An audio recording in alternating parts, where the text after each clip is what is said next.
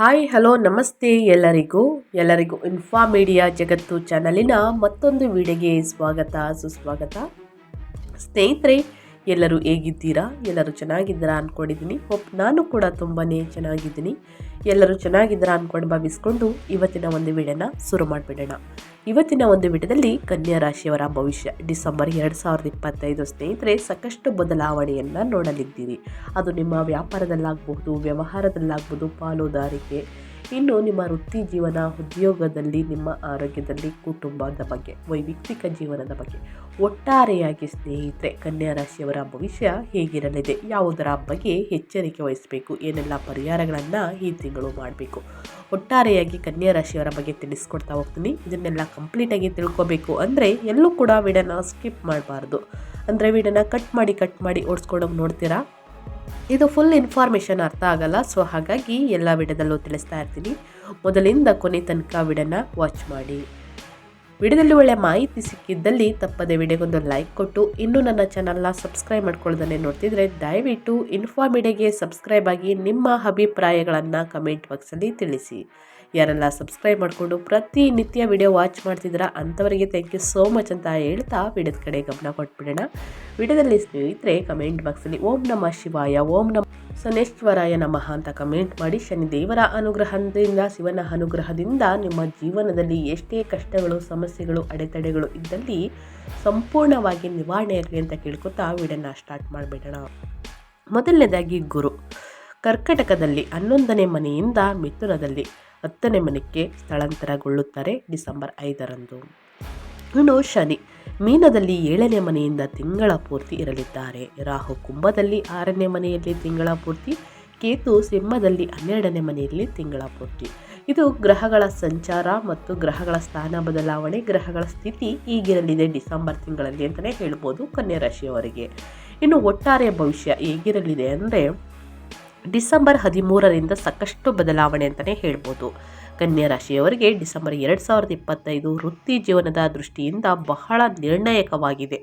December 12ರಂದು ಸ್ನೇಹಿತರೆ ಸಾಕಷ್ಟು ಬದಲಾವಣೆ. ಇನ್ನು ಡಿಸೆಂಬರ್ 5ರಂದು ಗುರು 10ನೇ ಮನೆಗೆ ಕರ್ಮ ಮತ್ತು ಉದ್ಯೋಗದ ಸ್ಥಾನಕ್ಕೆ ಬದಲಾಗುವುದರಿಂದ ನಿಮ್ಮ ಉದ್ಯೋಗ ಜೀವನದಲ್ಲಿ ದೊಡ್ಡ ಬದಲಾವಣೆಗಳನ್ನು ಸೂಚಿಸುತ್ತಿದೆ.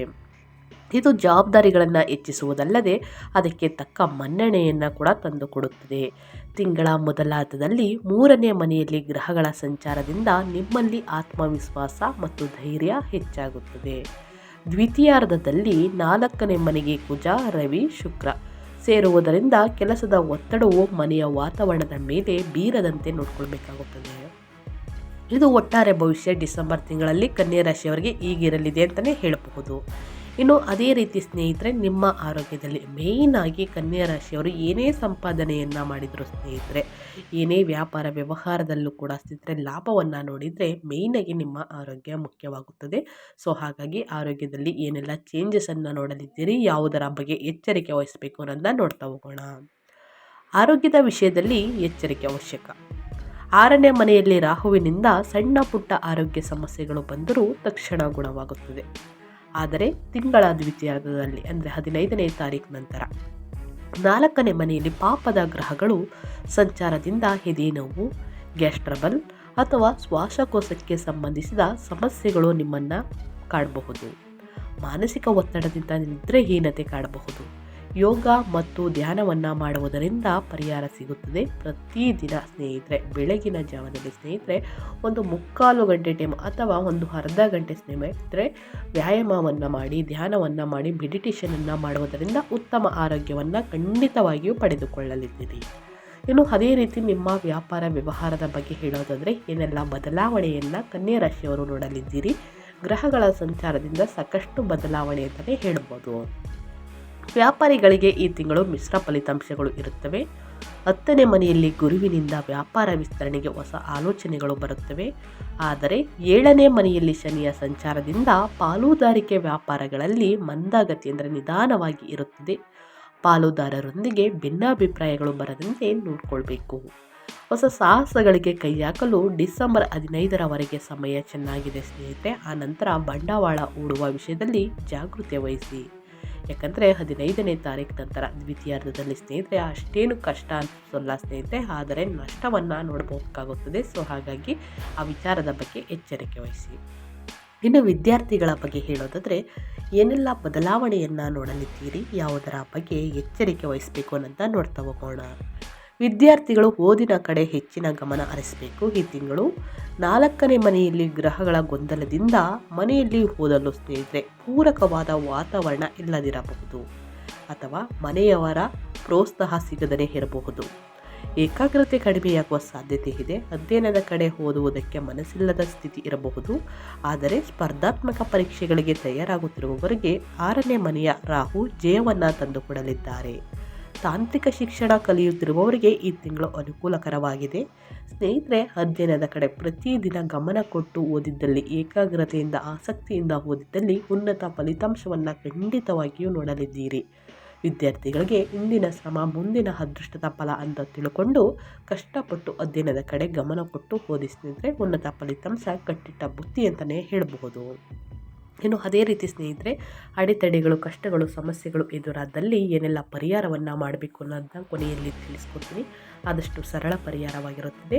ನಿಮ್ಮ ಸಮಸ್ಯೆಗಳಿಗೆ ಅನುಗುಣವಾಗಿ ಪರಿಹಾರಗಳನ್ನು ತಿಳಿಸ್ಕೊಡ್ತೀನಿ. ಆ ಪರಿಹಾರಗಳನ್ನು ಫಾಲೋ ಮಾಡಿ.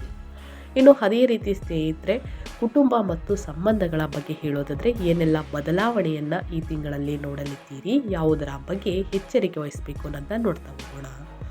ಕೌಟುಂಬಿಕ ಜೀವನದಲ್ಲಿ ಕೆಲವು ಏರುಪೇರುಗಳು ಬರುತ್ತವೆ. ಯಾಕಂದರೆ 7ನೇ ಮನೆಯಲ್ಲಿ ಶನಿ ಇರುವುದರಿಂದ ಜೀವನ ಸಂಗಾತಿಯೊಂದಿಗೆ ತಪ್ಪು ತಿಳುವಳಿಕೆಗಳು ಬರಬಹುದು.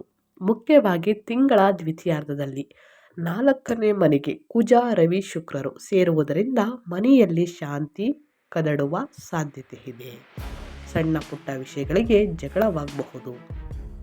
ತಾಯಿಯವರ ಆರೋಗ್ಯದ ಕಡೆಗೆ ಗಮನ ಹರಿಸಬೇಕು.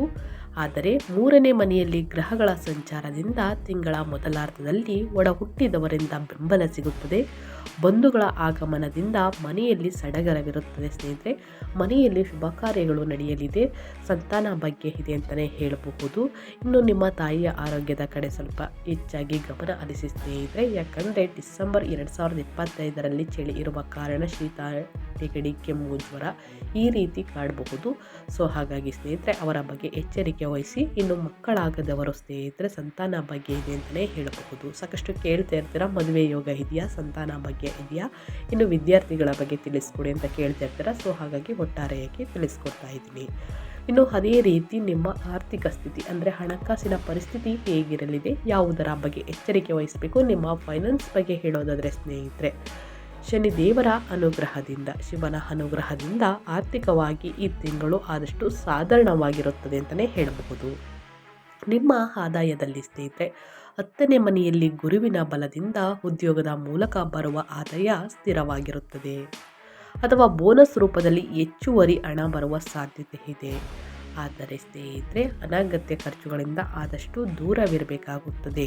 ಇನ್ನು ಖರ್ಚುಗಳು ಹೇಗಿರಲಿದೆ ಅಂದರೆ 4ನೇ ಮನೆಯಲ್ಲಿ ಗ್ರಹಗಳ ಸಂಚಾರದಿಂದ ಮನೆ ರಿಪೇರಿ, ವಾಹನ ಖರೀದಿ ಅಥವಾ ಗೃಹೋಪಯೋಗಿ ವಸ್ತುಗಳಿಗಾಗಿ ಅಥವಾ ಮಕ್ಕಳಿಗೆ ಬೇಕಾದ ವಸ್ತುಗಳಿಗಾಗಿ ಸ್ನೇಹಿತರೆ ದೊಡ್ಡ ಮೊತ್ತದ ಹಣ ಖರ್ಚು ಮಾಡಬೇಕಾಗಿ ಬರಬಹುದು.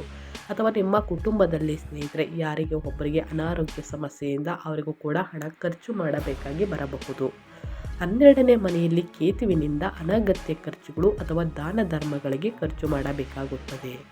ಇದು ಖರ್ಚುಗಳ ಬಗ್ಗೆ ಆಯಿತು. ಇನ್ನು ಹೂಡಿಕೆಗಳ ಬಗ್ಗೆ ಮಾತನಾಡೋದಾದರೆ ಹೂಡಿಕೆಯನ್ನು ಮಾಡ್ಬೋದಾ ಅಂದರೆ ಖಂಡಿತವಾಗಿಯೂ ಸ್ನೇಹಿತರೆ ಹೂಡಿಕೆಯನ್ನು ಮಾಡುವುದಕ್ಕೆ ಯಾವಾಗ ಸಮಯ ಉತ್ತಮವಾಗಿದೆ ಅಂತ ನೋಡ್ತಾ ಹೋಗೋದಾದರೆ ರಿಯಲ್ ಎಸ್ಟೇಟ್ ಅಂದರೆ ಜಮೀನು, ಮನೆ ಮೇಲೆ ಹೂಡಿಕೆಯನ್ನು ಮಾಡಲು ತಿಂಗಳ ದ್ವಿತೀಯಾರ್ಧ ಅಂದರೆ 15ನೇ ತಾರೀಕು ನಂತರ ಅನುಕೂಲಕರವಾಗಿದೆ.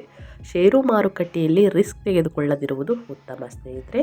ಮನೆ, ಜಮೀನು ಮೇಲೆ ಹೂಡಿಕೆಯನ್ನು ಮಾಡಬಹುದು. ತಪ್ಪದೆ ಹೂಡಿಕೆಯನ್ನು ಮಾಡಿ ಲಾಭವನ್ನು ಗಳಿಸಿ ಅಂತ ಹೇಳ್ತಾ, ಇನ್ನು ಅದೇ ರೀತಿ ನಿಮ್ಮ ಉದ್ಯೋಗದ ಬಗ್ಗೆ ಹೇಳೋದಾದರೆ, ನಿಮ್ಮ ವೃತ್ತಿ ಜೀವನದ ಬಗ್ಗೆ ಹೇಳೋದಾದರೆ ಏನೆಲ್ಲ ಬದಲಾವಣೆಯನ್ನು ಕನ್ಯಾ ರಾಶಿಯವರು ಈ ತಿಂಗಳಲ್ಲಿ ನೋಡಲಿದ್ದೀರಿ, ಯಾವುದರ ಬಗ್ಗೆ ಎಚ್ಚರಿಕೆ ವಹಿಸಬೇಕು ಅನ್ನೋದನ್ನ ನೋಡ್ತಾ ಹೋಗೋಣ. ಸಂವಹನ ಮತ್ತು ಯಶಸ್ಸಿನ ಬಗ್ಗೆ ಹೇಳೋದಾದರೆ ತಿಂಗಳ ಮೊದಲಾರ್ಧದಲ್ಲಿ ರವಿ, ಕುಜ, ಬುಧರು 3ನೇ ಮನೆಯಲ್ಲಿ ಪರಾಕ್ರಮ ಸ್ಥಾನಕ್ಕೆ ಇರುವುದರಿಂದ ಸಂದರ್ಶನಗಳಲ್ಲಿ ಯಶಸ್ಸನ್ನು ಸಾಧಿಸಲಿದ್ದೀರಿ. ನಿಮ್ಮ ಮಾತುಗಾರಿಕೆ ಮತ್ತು ಪ್ರೆಸೆಂಟೇಷನ್ ಕೌಶಲ್ಯಗಳು ಮೇಲಧಿಕಾರಿಗಳನ್ನು ಆಕರ್ಷಿಸುತ್ತವೆ. ಮಾರ್ಕೆಟಿಂಗ್, ಸೇಲ್ಸ್ ಅಥವಾ ಮಾಧ್ಯಮ ರಂಗದಲ್ಲಿ ಇರುವವರು ಇದು ಅದ್ಭುತ ಸಮಯ ಅಂತಲೇ ಹೇಳ್ಬೋದು. ಸವಾಲುಗಳು ಹೇಗಿರಲಿದೆ ಅಂದರೆ 6ನೇ ಮನೆಯಲ್ಲಿ ರಾಹು ಇರುವುದರಿಂದ ಕಚೇರಿಯಲ್ಲಿನ ಶತ್ರುಗಳ ಮೇಲೆ ನೀವು ಜಯ ಸಾಧಿಸಲಿದ್ದೀರಿ. ಅವರು ನಿಮ್ಮ ವಿರುದ್ಧ ಮಾಡುವ ಕುತಂತ್ರಗಳು ಫಲಿಸುವುದಿಲ್ಲ. ಆದರೆ 7ನೇ ಮನೆಯಲ್ಲಿ ಶನಿಯ ಸಂಚಾರದಿಂದ ಮೇಲಧಿಕಾರಿಗಳೊಂದಿಗೆ ಅಥವಾ ಸಹೋದ್ಯೋಗಿಗಳೊಂದಿಗೆ ವಾದ ವಿವಾದಕ್ಕೆ ಇಳಿಯದಿರುವುದು ಒಳ್ಳೆಯದು. ಸಣ್ಣ ಪುಟ್ಟ ಜಗಳವನ್ನು ದೊಡ್ಡದಾಗಿ ವರ್ತಿಸ್ತಾರೆ ಸ್ನೇಹಿತರೆ. ಸೊ ಹಾಗಾಗಿ ಸಣ್ಣ ಪುಟ್ಟ ವಾದ ವಿವಾದಕ್ಕೂ ಕೂಡ ಇಳಿಯದಿರುವುದು ಉತ್ತಮವಾಗಿರುತ್ತದೆ ಈ ತಿಂಗಳು. ನಿಮ್ಮ ಕೆಲಸದಲ್ಲಿ ಪ್ರಾಮಾಣಿಕವಾಗಿದ್ದರೆ ಶನಿ ನಿಮಗೆ ರಕ್ಷಣೆಯನ್ನು ನೀಡುತ್ತಾರೆ. ಇನ್ನು ಅದೇ ರೀತಿ ಡಿಸೆಂಬರ್ 16ರ ನಂತರ ನಿಮ್ಮ ಕೆಲಸ ಮತ್ತು ಜೀವನ ಹೇಗಿರಲಿದೆ ಅನ್ನೋದಾದರೆ, ತಿಂಗಳ ದ್ವಿತೀಯಾರ್ಧದಲ್ಲಿ ಗ್ರಹಗಳೆಲ್ಲವೂ 4ನೇ ಮನೆಗೆ ಬದಲಾಗುವುದರಿಂದ ಆಫೀಸಿನ ಒತ್ತಡವನ್ನು ಮನೆಗೆ ತರುವುದು ಸಾಧ್ಯತೆ ಇದೆ. ಇದರಿಂದ ಮಾನಸಿಕ ನೆಮ್ಮದಿ ಹಾಳಾಗಬಹುದು. ಮನೆಯಿಂದ ಕೆಲಸ ಮಾಡುವವರು ಅಂದರೆ ವರ್ಕ್ ಫ್ರಮ್ ಹೋಮ್ ಏನು ಮಾಡ್ತಾ ಇರ್ತಾರೆ ಸ್ನೇಹಿತರೆ, ಸಮಯದ ನಿರ್ವಹಣೆ ಮಾಡುವುದು ಬಹಳ ಮುಖ್ಯವಾಗುತ್ತದೆ ಸ್ನೇಹಿತರೆ. ಸೊ ಹಾಗಾಗಿ ಬಹಳಷ್ಟು ಎಚ್ಚರಿಕೆ ವಹಿಸಿ. ಇನ್ನು ಬಡ್ತಿ ಮತ್ತು ಜವಾಬ್ದಾರಿಗಳು ಇದೆಯಾ ಅಂದರೆ ಖಂಡಿತವಾಗಿಯೂ ಡಿಸೆಂಬರ್ 5ರಂದು ಗುರು 10ನೇ ಮನೆಗೆ ಹೋಗುವುದರಿಂದ ಉದ್ಯೋಗದಲ್ಲಿ ನಿಮ್ಮ ಸ್ಥಾನಮಾನ ಹೆಚ್ಚಾಗುತ್ತದೆ. ಬಹಳ ದಿನಗಳಿಂದ ನಿರೀಕ್ಷಿಸುತ್ತಿದ್ದ ಬಡ್ತಿ, ಪ್ರಮೋಷನ್ ಸಿಗುವ ಸಾಧ್ಯತೆ ಇದೆ. ಆದರೆ ಹೊಸ ಹುದ್ದೆಯೊಂದಿಗೆ ಕೆಲಸದ ಭಾರ ಮತ್ತು ಜವಾಬ್ದಾರಿಗಳು ವಿಪರೀತವಾಗಿ ಹೆಚ್ಚಾಗುತ್ತವೆ. ನೀವು ವಿಶ್ರಾಂತಿ ಇಲ್ಲದೆ ಕೆಲಸ ಮಾಡಬೇಕಾಗಿ ಬರಬಹುದು. ಒಟ್ಟಾರೆಯಾಗಿ ಹೇಳಬೇಕು ಅಂದರೆ ಈ ತಿಂಗಳು ಉದ್ಯೋಗಿಗಳಿಗೆ ಮಿಶ್ರ ಫಲಿತಾಂಶಗಳು ಮತ್ತು ಹೊಸ ಅವಕಾಶಗಳು ಬರುತ್ತವೆ ಅಂತಲೇ ಹೇಳ್ಬೋದು ಸ್ನೇಹಿತರೆ. ಯಾವುದರ ಬಗ್ಗೆ ಎಚ್ಚರಿಕೆ ವಹಿಸಬೇಕು, ಏನೆಲ್ಲ ಫಲಿತಾಂಶವನ್ನು ನೋಡ್ತೀರಾ ಅಂತ ತಿಳಿಸ್ಕೊಟ್ಟಿದ್ದೀನಿ. ಅದೇ ರೀತಿ ಸಣ್ಣ ಪುಟ್ಟ ಪರಿಹಾರವನ್ನು ಮಾಡಿ ಪ್ರತಿ ಭಾನುವಾರ ಅಥವಾ ಪ್ರತಿ ಸೋಮವಾರ ಅಥವಾ ಪ್ರತಿದಿನ ಸೂರ್ಯ ನಮಸ್ಕಾರ ಮಾಡಿ ಆದಿತ್ಯ ಹೃದಯ ಸ್ತೋತ್ರವನ್ನು ಹೇಳುತ್ತಾ ಸೂರ್ಯದೇವರಿಗೆ ಅಗ್ರವನ್ನು ನೀಡುವುದರಿಂದ ಸ್ನೇಹಿತರೆ ವ್ಯಾಪಾರದಲ್ಲಿ, ವ್ಯವಹಾರದಲ್ಲಿ, ನಿಮ್ಮ ವೃತ್ತಿ ಜೀವನದಲ್ಲಿ, ನಿಮ್ಮ ಉದ್ಯೋಗದಲ್ಲಿ ಅಡೆತಡೆಗಳು, ವಿಳಂಬಗಳು, ಮಂದಗತಿ ಇದ್ದರೆ ಸಂಪೂರ್ಣವಾಗಿ ನಿವಾರಣೆಯಾಗಲಿದೆ. ಸೊ ಹಾಗಾಗಿ ತಪ್ಪದೆ ಈ ಒಂದು ಪರಿಹಾರವನ್ನು ಮಾಡಿ. ಇದರ ಜೊತೆಗೆ ವಿದ್ಯಾರ್ಥಿಗಳಿಗೆ ಅಡೆತಡೆಗಳು, ಓದಿನ ಕಡೆ ಆಸಕ್ತಿ ಇಲ್ಲದಲ್ಲಿ ಸ್ನೇಹಿತರೆ ಪ್ರತಿದಿನ ಹನುಮಾನ್ ಚಾಲಿಸವನ್ನು ಪಠಿಸಿ. ಅದು 9 ಬಾರಿ, 11 ಬಾರಿ, 12 ಪಠಿಸುವುದರಿಂದ ಏಕಾಗ್ರತೆ ಸ್ನೇಹಿತರೆ ಹೆಚ್ಚಾಗಲಿದೆ. ಅಧ್ಯಯನದ ಕಡೆ ಆಸಕ್ತಿ ಹೆಚ್ಚಾಗಲಿದೆ ಸ್ನೇಹಿತರೆ. ಸೊ ಹಾಗಾಗಿ ಪ್ರತಿದಿನ ಈ ಕೆಲಸವನ್ನು ಮಾಡಿ. ಇನ್ನು ಪ್ರತಿ ಶನಿವಾರ ಶನಿ ದೇವರಿಗೆ ತೈಲಾಭಿಷೇಕವನ್ನು ಮಾಡಿಸುವುದರಿಂದ ನಿಮ್ಮ ಆರೋಗ್ಯದಲ್ಲಿರುವಂಥ ಸಮಸ್ಯೆಗಳು ಕ್ರಮೇಣವಾಗಿ ಕಡಿಮೆಯಾಗುತ್ತದೆ. ಸೊ ಹಾಗಾಗಿ ತಪ್ಪದೆ ಈ ಪರಿಹಾರಗಳನ್ನು ಮಾಡಿ ಅಂತ ಹೇಳ್ತಾ ನಾನು ವಿಡಿಯೋನ ಎಂಡ್ ಮಾಡ್ತಾ ಇದ್ದೀನಿ. ಇವತ್ತಿನ ಒಂದು ವಿಡಿಯೋದಲ್ಲಿ ಕನ್ಯಾ ರಾಶಿಯವರಿಗೆ ಒಳ್ಳೆಯ ಮಾಹಿತಿ ಸಿಕ್ಕಿದ್ದಲ್ಲಿ, ಈ ವಿಡಿಯೋ ಯೂಸ್ಫುಲ್ ಅನಿಸಿದ್ದಲ್ಲಿ ವಿಡಿಯೋಗೆ ಲೈಕ್ ಮಾಡಿಲ್ಲ ಅಂದರೆ ದಯವಿಟ್ಟು ಲೈಕ್ ಮಾಡಿ. ಸಬ್ಸ್ಕ್ರೈಬ್ ಆಗಿಲ್ಲ ಅಂದರೆ ಇನ್ಫಾಮೀಡಿಯಾಗೆ ಸಬ್ಸ್ಕ್ರೈಬ್ ಆಗಿ ನಿಮ್ಮ ಅಭಿಪ್ರಾಯವನ್ನು ತಿಳಿಸಿ. ಮತ್ತೊಂದು ವಿಡಿಯೋದಲ್ಲಿ ಸಿಗ್ತೀನಿ. Thank you for watching.